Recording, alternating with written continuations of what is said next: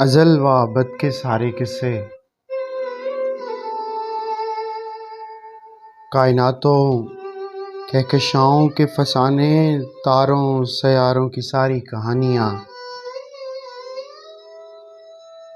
زمیں پر سانس کی حکمرانی کا جنم، پانیوں پہ تیرتے بادلوں کا فسوں، وجودیت کا طلسم، لاموجود کا لامحدود غم، گوتم کی تپسیا کی سفلتا اور اسفلتا کی بپتا، دشت کی وحشتوں میں گونجتا لاپتہ ساربانوں کا دکھ، رستہ بدلتے دریاؤں پہ اجڑتی بستیوں کی انسنی پکار، دل سارے بوجھ سہار گیا تھا، تمہیں چاہ کر یہ کھلا کوئی بھی درد آخری نہیں ہوتا، کسی غم کا دوسرا سرا نہیں ملتا، کہیں کوئی مداوا کسی دکھ کے لیے موجود نہیں، پھر بھی محبت میں ہم سانس کے آنے جانے کے درمیانی وقفے جتنی غفلت نہیں کر پاتے،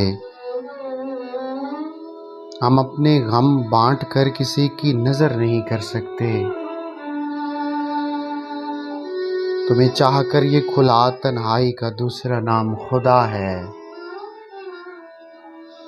جس سے سارا جہاں بچھڑا ہوا ہے، اور وہ ہمارے جسم کے موبد خانے میں نہاں ہمیں بلاتی ہے۔ اس خدا کے اقرار کے بعد، اس خدا کے اقرار کے بعد تم آ بھی گئے تو کیا کہ ہم اتنے تہ دامن ہیں، ہمارے پاس تمہاری آس کے ہرا رکھنے کو آنکھ میں نمی تک باقی نہیں۔ محبت زندگی ہے مگر تنہائی کا دوسرا نام خدا ہے، محبت زندگی ہے مگر تنہائی کا